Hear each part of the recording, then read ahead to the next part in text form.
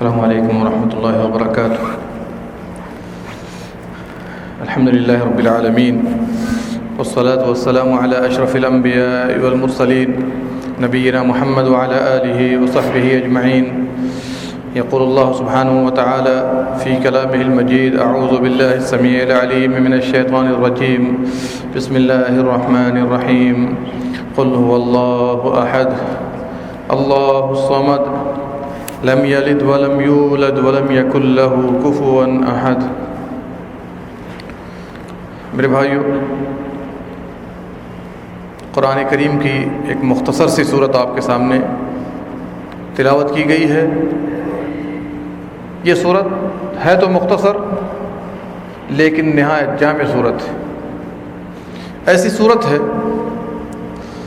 کہ اللہ سبحانہ و تعالی نے 1/3 قرآن کو اس میں بیان فرما دیا ہے، اور اسی لیے اسے سورہ اخلاص کہتے ہیں۔ اخلاص کا مطلب ہی ہوتا ہے کہ جو کچھ بھی آپ کہیے، جو کچھ بھی آپ کیجیے، شریعت کی روشنی میں ہو اور اللہ کے لیے خاص کیا جائے۔ اس میں کوئی دکھانا، کوئی سنانا مقصد نہ ہو، کوئی دنیاوی اغراض و مقاصد نہ ہو، اس کو اخلاص کہتے ہیں۔ اور اللہ سبحانہ و تعالیٰ نے اس صورت کے اندر عقیدے کے اکثر مباحث کو بیان فرما دیا ہے، اور اسی لیے جو سورہ اخلاص 1 مرتبہ پڑھ لے اسے 1/3 قرآن کا ثواب ملتا ہے۔ جو 3 مرتبہ پڑھ لے پورا قرآن پڑھنے کا ثواب ملتا ہے، جیسا کہ نبی صلی اللہ علیہ وسلم کے فرمان میں ہے۔ بلکہ سنن کے اندر ایک روایت ہے،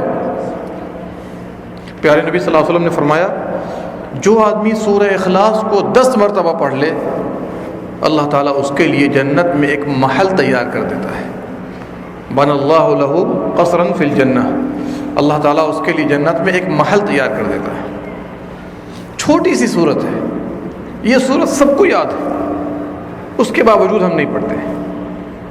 جنت میں محل کا دعویٰ ہے، جنت میں اللہ سبحانہ و تعالیٰ محل دینے کو تیار ہے، لیکن ہم میں سے ہر ایک آدمی اتنا مشغول اور مصروف ہے کہ اس کو ان چیزوں کی آج کوئی فکر نہیں، کوئی ضرورت نہیں۔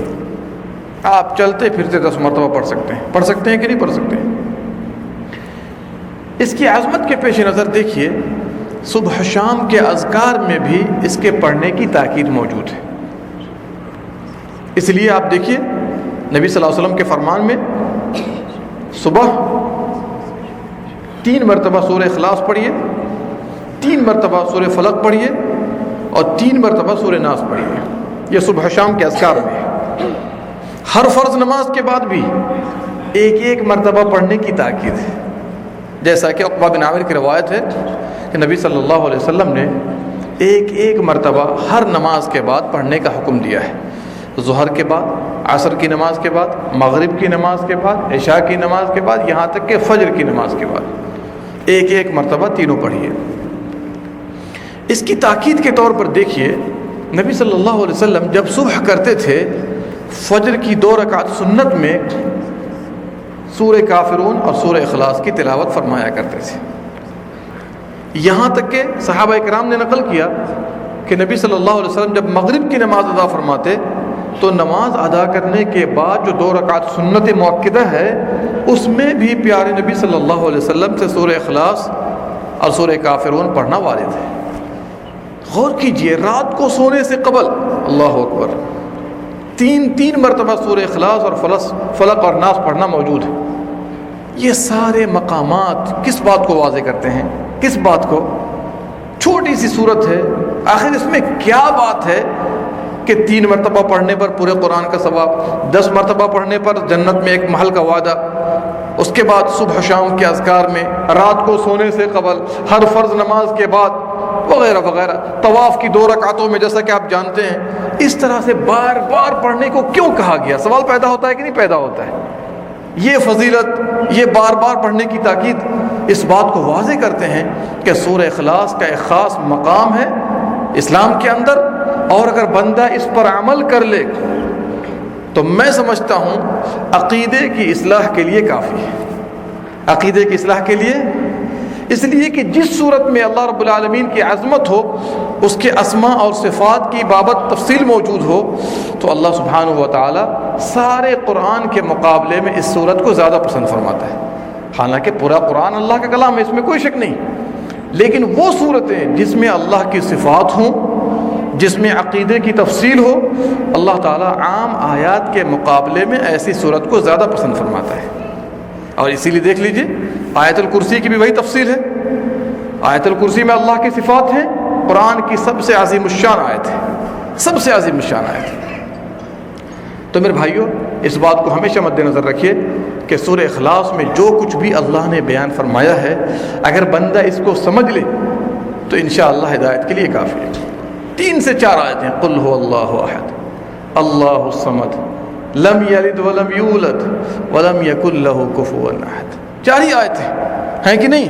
اور آپ میں سے سب کو یاد ہے، لیکن کبھی آپ نے اس کے معنی پر غور نہیں کیا ہوگا کہ 4 آیتوں میں اللہ سبحانہ و تعالیٰ نے 1/3 اسلام کو کیسے بیان فرما دیا ہے، اسلام کی ساری بنیاد کو کیسے کھول کے رکھ دیا اس 4 آیت کے اندر۔ آئیے، وقت چونکہ نہیں ہے اور تفصیل زیادہ ہے اس میں، تو میں کہوں گا آپ سے قل هو اللہ احد۔ قل کا مطلب کیا ہے؟ آپ کہہ دیجئے، اے نبی صلی اللہ علیہ وسلم لوگوں کے سامنے بتا دیجئے، هو اللہ احد، وہ اللہ ایک ہے۔ یہ نہیں کہ اللہ ایک ہے، ہوا کہتے ہیں وہ کو، وہ اللہ ایک ہے۔ اس سے کیا واضح ہوتا ہے کہ گویا کہ کسی سوال کا جواب ہے۔ کفار مکہ نے بھی سوال کیا تھا، اور یہی سوال یہودیوں نے بھی کیا تھا کہ آپ جو بار بار اللہ اللہ اللہ کرتے ہیں، تو اللہ کس چیز کا بنا ہوا ہے؟ اللہ کے بارے میں کچھ بتائیے، کس چیز کا بنا ہے؟ سونے کا ہے، چاندی کا ہے؟ کفار نے سوال کیا، ان کا نسب نامہ کیا ہے ذرا بتائیے۔ اور بار بار وہ اشارہ کر رہے تھے کہ آپ آسمان کی طرف نگاہ اٹھا کر اس طرح کی بات کرتے ہیں، ذرا اس کے بارے میں تفصیل بتائیے۔ تو اللہ تعالیٰ نے جواب دیا، وہ اللہ ایک ہے۔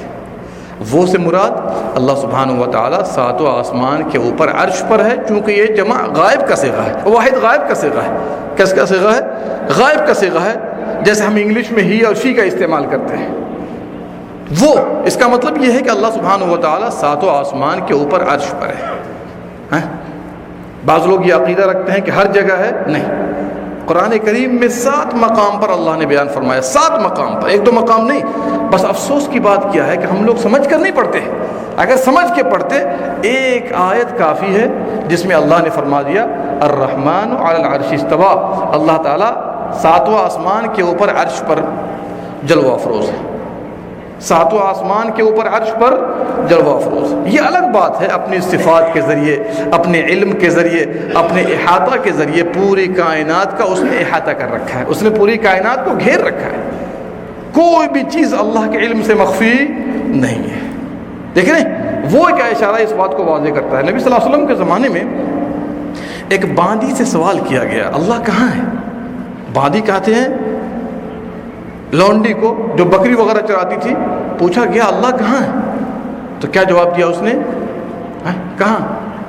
اللہ بلندیوں پر ہے۔ کیا جواب دیا؟ صحیح مسلم کی حدیث، اللہ بلندیوں پر ہے، آسمانوں پر ہے۔ پھر آپ نے پوچھا میں کون ہوں؟ کہا اس نے آپ اللہ کے رسول صلی اللہ علیہ وسلم ہیں۔ تو آپ نے اس کے مالک سے فرمایا اس کو آزاد کر دو، یہ مومنہ ہے، اعتقها فإنها مؤمنہ، اس کو آزاد کر دو، یہ کیا ہے؟ مومنہ ہے۔ سبحان اللہ۔ بتائیے، آج اچھے عالموں کو پتہ نہیں ہے کہ اللہ کہاں ہے، اس زمانے کی بکری چرانے والی کو پتہ ہے کہ اللہ کہاں ہے۔ آج آپ لوگوں سے پوچھ کے دیکھیے، جھٹ سے کہہ دیں گے اللہ ہر جگہ ہے۔ کہاں ہے؟ ہر جگہ۔ سبحان اللہ، عقیدے کی کتنی بڑی خرابی ہے۔ بتائیے، بکری چرا رہی ہے، اللہ کے نبی صلی اللہ علیہ وسلم نے سوال کیا، صحیح جواب دیا، خوش ہو کر آپ نے فرمایا اس کو آزاد کر دے، یہ مومنہ ہے۔ علماء نے لکھا ہے کہ جس آدمی میں یہ دونوں باتیں پائی جائیں گے وہ مومن ہوگا، جس میں ایک بھی کمی ہوگی وہ مومن نہیں ہوگا۔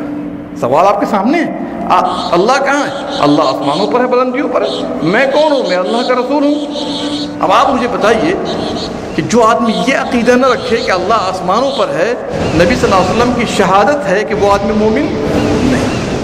لہذا آدمی کو چاہیے اس عقیدے کو مد نظر رکھے، اور اس کے لیے تو قرآن میں دلائل ہیں، سنت کے اندر دلائل ہیں، اجماع امت ہے، اجماع صحابہ ہے، فطرت کا تقاضا ہے، ہر چیز میں دلیل موجود ہے کہ اللہ سبحانہ و تعالیٰ ہر جگہ نہیں ہے بلکہ آسمانوں پر ہے، اور اپنی صفات کے ذریعے اس نے پوری کائنات کا احاطہ کر رکھا ہے۔ آپ پڑھتے ہیں سبحان رب الاعلیٰ، اعلیٰ کا مطلب کیا ہوتا ہے؟ سب سے زیادہ بلندی پر، سب سے زیادہ بلندی پر ہے۔ آپ کہتے ہیں دعا کرتے ہوئے ہاتھ اٹھاتے ہیں، دیکھیے ہاتھ آسمانوں کی طرف، پریشانی آتی ہے نگاہ جاتی ہے آسمان کی طرف، کہاں جاتی ہے؟ یہ سب فطرت، یہ سب کیا ہے؟ فطرت۔ انشاءاللہ باقی باتیں آئندہ ہفتے باذن اللہ تعالیٰ آپ کے سامنے رکھی جائے گی اسی صورت پر۔ اللہ سبحانہ و تعالیٰ ہم تمام لوگوں کو کہنے سننے سے زیادہ عمل کرنے کی توفیق دے، ہمارے عقائد کی اصلاح فرمائے، اور انشاءاللہ تھوڑی دیر میں مکتب میں میت کے بارے میں بیان ہے، غسل، تکفین، تدفین وغیرہ کے بارے میں باذن اللہ آپ سے گزارش ہے کہ تشریف لائیے۔ اللہ سبحانہ و تعالیٰ ہماری عبادتوں کو مقبول و منظور فرمائے، ہماری خامیوں کو دور فرمائے، آمین یا رب العالمین۔ اللہم صلی علی نبینا محمد وعلی آلہ وصحبہ اجمعین۔